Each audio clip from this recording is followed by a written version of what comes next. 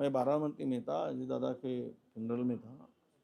और आज मुझे पता चला, कल रात में ही मुझे पता चला, कुछ लोगों ने हमारे रिपोर्ट वगैरह दिया था। मैं कल लेट नाइट आया और रिपोर्ट वगैरह दी, ऐसे मुझे पता चला है। अब उसके बारे में पुलिस इन्वेस्टिगेशन कर रही है, क्या शस्त्र थे, क्या इरादा था, क्यों आए थे, और गाड़ी हाईवे पे रोकने की क्या ज़रूरत थी, 8-10 गाड़ियाँ किसकी थी, कौन था सूत्रधार, किसके इशारे पर था, इसकी पुलिस जांच होगी और उसमें सच्चाई मुझे मेरे ख्याल से सामने आएगी, ऐसा मुझे लगता है। क्या उन नगर सेवकों को आपने बुलाया था, मिलने के लिए आ रहे थे, रजिस्ट्रेशन कराने के लिए आ रहे थे, और जिनको रास्ते में रोका गया? हाँ, ऐसा पता चला है कि वो लोगों को, वो पुणे से आ रहे थे, पुणे से समृद्धि से आ रहे थे। कुछ गाड़ियाँ उनका पीछे फॉलो कर रही थी और बीच में रोक कर, वर्धा टोल नाका के पास में रोक कर, वर्धा जिले के अंदर उनको धमकाया गया, उनको शस्त्र दिखाया गया। और पीछे से जब एक गाड़ी, पुलिस के गाड़ी जैसा एक गाड़ी आते हुए दिखी, तब ये डर के भागने लगे। तब हमारे कुछ लोगों ने, कार्यकर्ता ने, गाड़ी में बैठे वाले एक को खींच कर गाड़ी में डाला और गाड़ी स्टार्ट करके पुलिस स्टेशन में लगाई, ऐसा मुझे बताया गया है। अब इसके पीछे के जब आरोपी पुलिस क्लियर करेगी, तब मैं प्रेस कॉन्फ्रेंस लेकर बात करूंगा, ये आरोपी किसके हैं, कौन से हैं, किसके विचारों से जुड़े हैं, किसके इशारे पर काम किया है, ये सब मैं सामने रखूंगा। आज मेरे पास में पर्याप्त जानकारी नहीं है, इसलिए मैं स्पष्ट रूप से बोलना नहीं चाहूँगा। कांग्रेस कांग्रेस वहाँ पे दो गुटों में बढ़ती हुई दिख रही है। अब तक महापौर के बारे में निर्णय नहीं हो पाया है। क्या इसके पीछे बीजेपी की भी रणनीति है? क्या बीजेपी भी हॉर्स ट्रेडिंग कर रही है कि जिस तरीके से घटनाक्रम हुआ है नगर सेवकों को किडनैपिंग का? नहीं, देखिए, किसी के पास में तो बहुमत नहीं है। 34 का आंकड़ा ना भाजपा के पास में ना कांग्रेस के पास में। ये जो बातें फैलाई जा रही है कि कांग्रेस महापौर क्यों नहीं कर रही, क्यों नहीं कर रही, अरे अपने पास में 3 लोग अपक्ष जोड़ने के बाद में तीसरी होती है, हमको भी 4 की जरूरत पड़ती है। अब ये 4 कहाँ से लाए, इसके बारे में वो काम होने की जरूरत है, या हम लोग प्रयास कर रहे हैं। अब सवाल ये है कि जैसे कोई हमारे पास में मेजोरिटी है और हम लोग 2 गुट में बिगड़े, अरे भाई जादुई आंकड़ा ही नहीं है हमारे पास, ना भाजपा के पास में।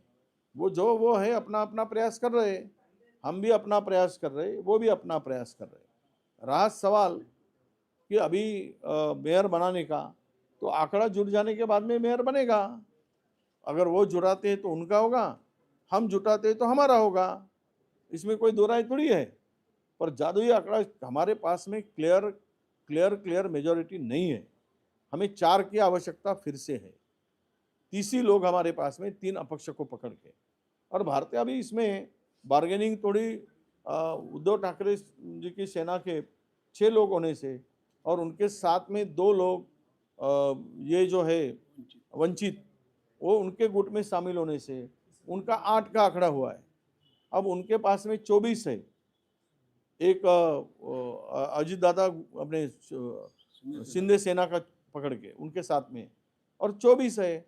अभी 8 का गुट ये अलग है, 2 इंडिपेंडेंट, 2 अलग है। वो भी अलग बैठे हुए हैं कि उनके साथ में भी कभी बोलते उबाटा के साथ में, कभी बोलते हम अपक्ष है। तो ये सब में बात करके मेयर बनाने के लिए किसी को एक को अधिकार दे तो बात होगी।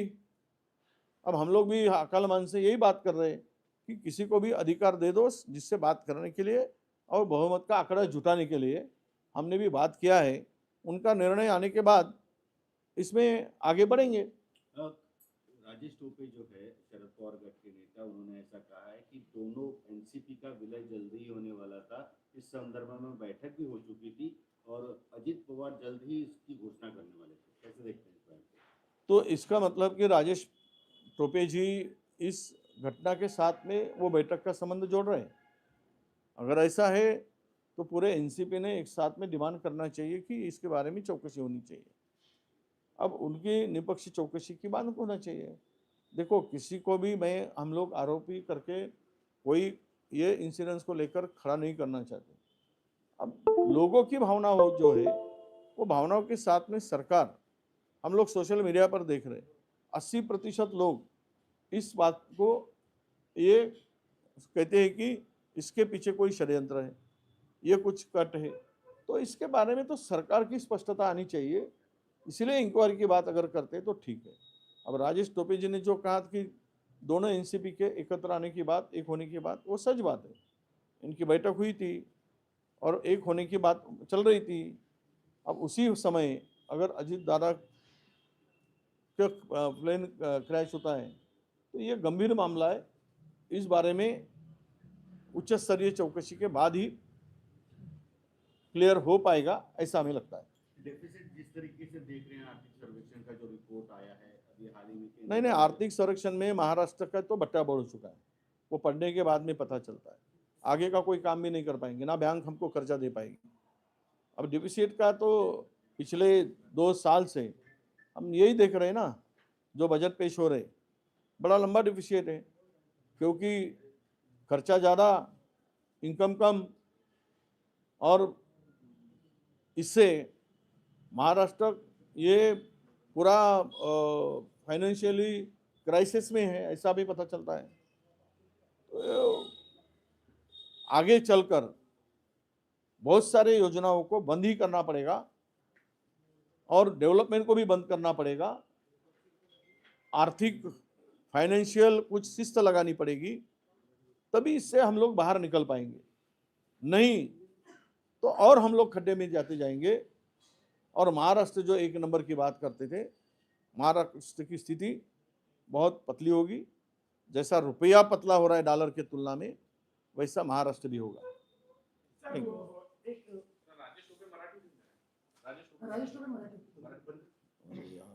हाँ, नाही, राजेश टोपेजींचं म्हणणं जर असं असेल की दोनही राष्ट्रवादी एकत्र येणार आहेत, तर हे आम्हालाही माहीत होतं। दोनही राष्ट्रवादीची एकत्र येणार, यांच्या संदर्भात बैठक झाली, अजितदादांनीच त्या संदर्भात पुढाकार घेतला।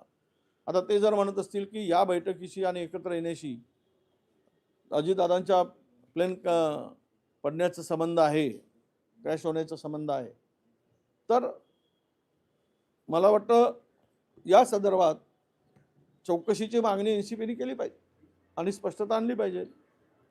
आम्ही कोणावरही कुठलाही आरोप करण्यापूर्वी जनतेचं मत सुद्धा लक्षात घेण्याची आवश्यकता आहे। आपण सोशल मीडियावर सगळं बघतो, 80-85% लोकांच्या मनात याबद्दल संभ्रम आहे। हा घातपात आहे की अपघात आहे? त्यामुळे सरकारनं उच्चस्तरीय चौकशी केली पाहिजे।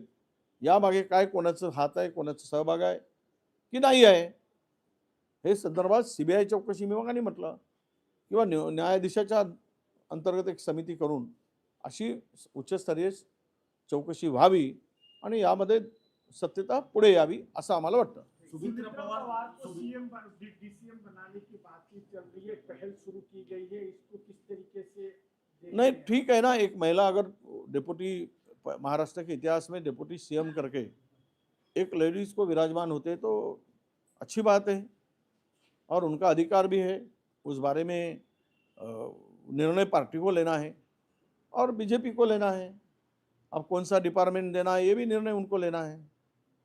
और दादा नहीं रहने के बाद, अजीत दादा, अब तो राष्ट्रवादी को हर तरह से तोड़ने की भी कोशिश हो जाएगी, और वो करेंगे।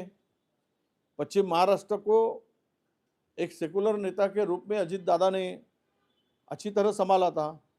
अभी तो पश्चिम महाराष्ट्र में घुसने के लिए भाजपा को तो रास्ता क्लियर हो गया है, और सबको पूरा पश्चिम महाराष्ट्र पे कंट्रोल करने के लिए वो क्या प्रयास रहेगा। तो इसीलिए उनको कमज़ोर करने के लिए हो सकता है फाइनेंस भी निकाल लेंगे। अब वो राष्ट्रवादी और वो तय करे क्या किसको देना है, वो तो हम उसमें इंटरफेयर नहीं कर सकते, ना हमारा अधिकार है। सर, क्या लग रहा है सर, चंद्रपुर का जो सांसद है और आपका जो मनमुटाव बढ़ता जा रहा है, तो क्या लग रहा है कि पार्टी हाईकमान इस पे इंटरफेरेंस करे मेयर के चुनाव के लिए? नहीं, देखिए, इस बातों को कोई दो राय नहीं है कि हमारे पास में क्लियर मेजॉरिटी नहीं है। ये हवा में बात क्यों कर रहे हैं हम लोग? हमारे पास में 30 ही है सब मिलकर, हमें 4 की आवश्यकता है। अब ऐसे बताया जा रहा है कि हमारे पास में मेजॉरिटी है और हम लोग मेयर नहीं बनाए जा रहे। भाजपा को भी कम पड़ती है संख्या, हमें भी कम पड़ रही है। अब ये जुटाने की प्रयास करने की आवश्यकता है।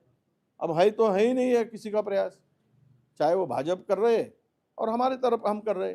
अभी 8 लोगों का गुट बन गया है उबाटा और वंचित का, उन्होंने उनका प्रीपोल अलायंस है, और ऐसे में उन लोगों ने इकट्ठा आकर अब उनके हाथ में बार्गेनिंग बढ़ गई है।